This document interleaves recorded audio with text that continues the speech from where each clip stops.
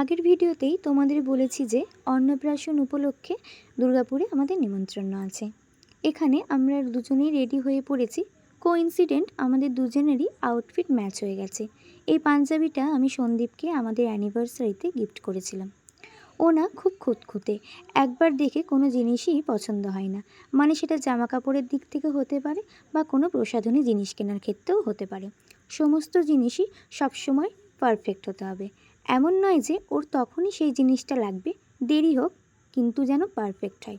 শুধু নিজের ব্যাপারে নয়, ও সবার ব্যাপারেই একই রকম। একদিন আমি অনলাইনে স্ক্রোল করতে করতে এই পাঞ্জাবিটা হঠাৎ সামনে এলো।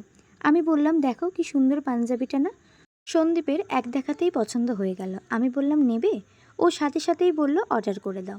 আমি না এক মুহূর্তও দেরি করিনি অর্ডার দিতে। পছন্দ হয়ে গেছে মানে কনফার্ম।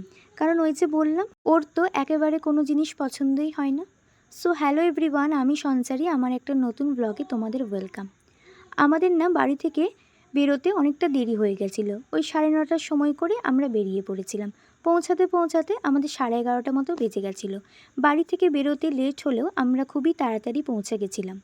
চলো তোমাদেরকে বলি আমরা কার অন্নপ্রাশনে যাচ্ছি। অন্নপ্রাশনটা হচ্ছে আমার মায়ের ছোটোবেলার বান্ধবীর নাতনি। এখনকার দিনে এরকম বান্ধবী দেখাই যায় না, জানো। মাদের কতদিন আগে বিয়ে হয়েছে, ইনফ্যাক্ট আমাদেরও বিয়ে হয়ে গেছে, কিন্তু মায়েদের বন্ধুত্ব সেই একই রকমই রয়ে গেছে। বাবিন দাদার যখন বিয়ে হয়েছিল তখনও আমরা দুর্গাপুর এসেছিলাম। বেলিমাসি এবং মেসোমশাই আমার বিয়েতেও তারা গেছিল। এখনকার দিনে এরকম সম্পর্ক দেখাই যায় না, জানো।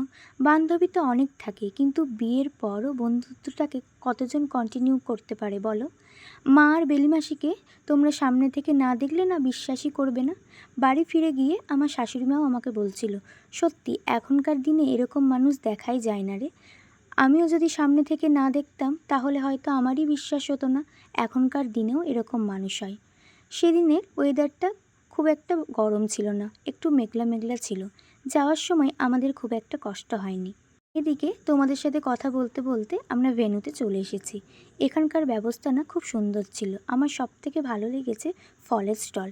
অনেক নিমন্ত্রণ বাড়ি অ্যাটেন্ড করেছি, কিন্তু স্টলে কোথাও ফল দেখিনি।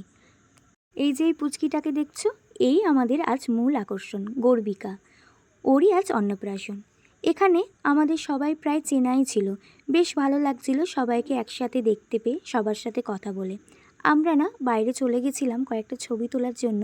ওই সময় পুচকির ভাত খাওয়ানো কমপ্লিট হয়ে গেছে, তাই ভিডিও করা হয়নি। তারপর আমরা সবাই মিলে খেতে বসে পড়েছিলাম। যেহেতু আমরা মামার বাড়ি হয়ে যাব, তাই একটু সময় সময় বেরিয়ে পড়েছিলাম। ভিডিওটা আজ এ পর্যন্তই। আজ তবে আসি, পরের ভিডিওতে আবার দেখা হবে। ভিডিওটা ভালো লাগলে একটা লাইক, কমেন্ট, শেয়ার করে পাশে থাকবে।